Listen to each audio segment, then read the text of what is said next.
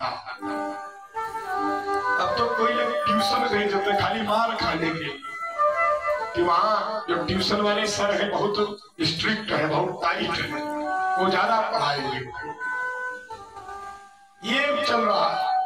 तो 10 वर्षाणि ताड़यति लिखा कि 10 वर्ष तक खूब ताड़ना दो, और जब 10 वर्ष बीत जाए तब क्या करो? 10 वर्ष बीत गए तो कितने साल का हो गया? 15 साल का हो गया ना। और जैसे ही 15 साल का हो जाए प्राप्त, अगर वो 15 साल का हो गया तो प्राप्त तू खोड़सो वर्षे पुत्रम मित्रमदाचरेत। 16 साल का जब बालक हो जाए तो उसको मित्र की तरह मानो।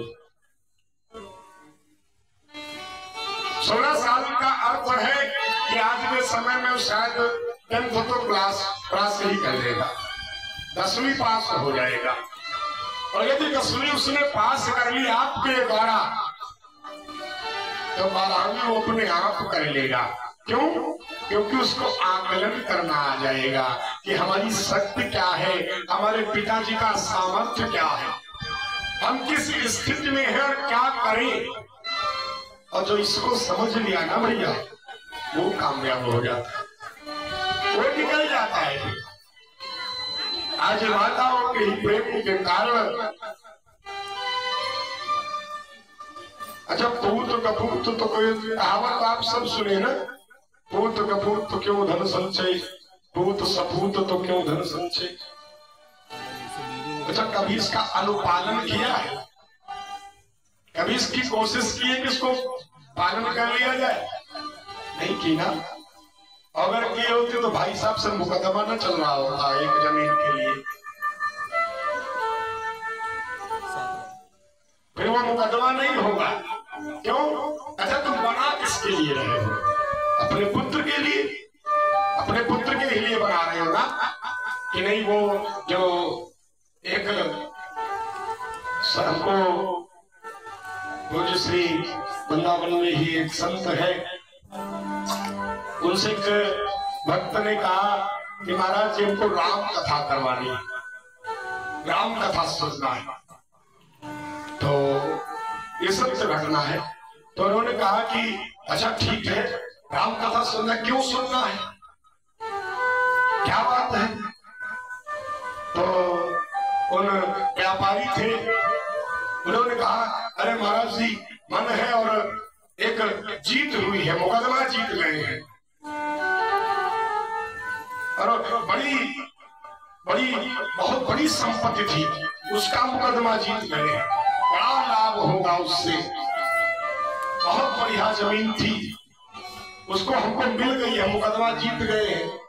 तो हम सोच रहे हैं कि बढ़िया धन प्राप्त हुआ है, तो उसी के उपलक्ष्य में जो बढ़िया राम कथा का आयोजन कर दिया गया, राम कथा सुना दीजिए आप।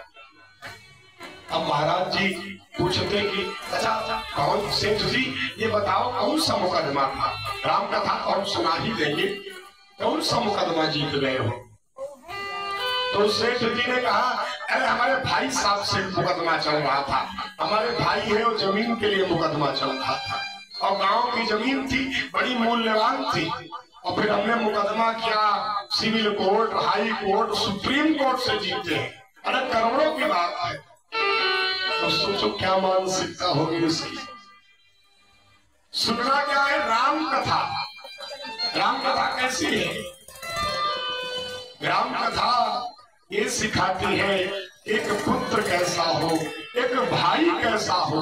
राम कथा में भरत जी के चरित्र को जिसने सुन लिया, एक अक्षर भी जिसने पालन कर लिया, अपने भाई से मुकदमा कभी नहीं होगा, जीवन में नहीं होगा। और सुनना है राम कथा और भाई से मुकदमा जीते हैं, तो राम कथा सुनना है। तो सोचो ऐसी राम कथा का क्या लाभ है?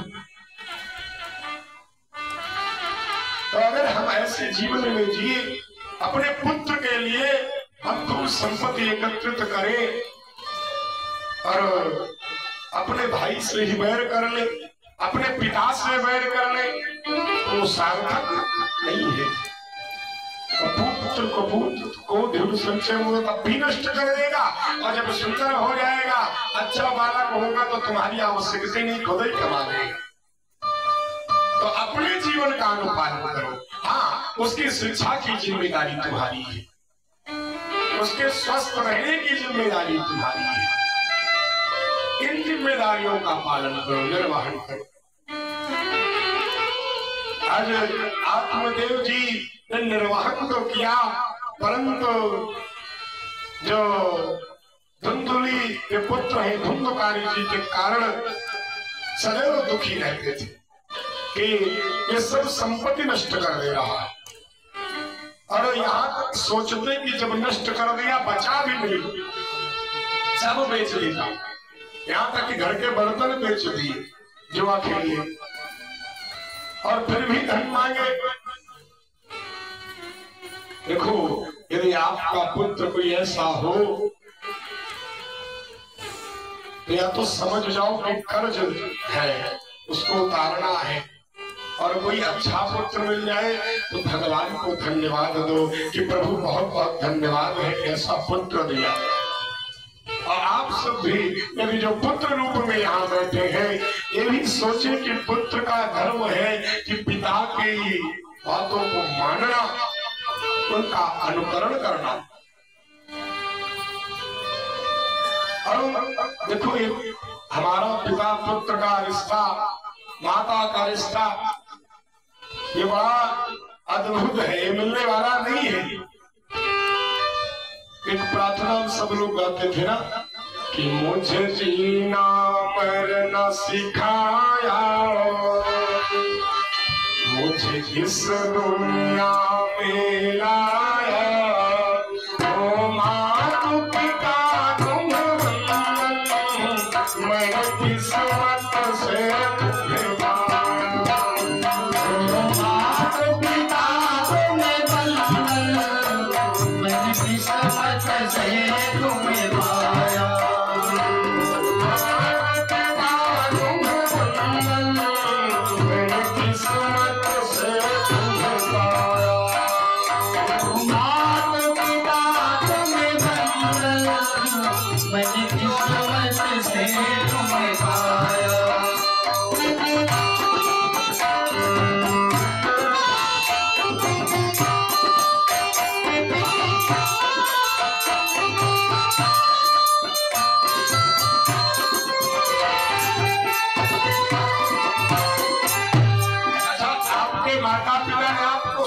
प्रदान किया है, आपको उस काबिल बना देते हैं।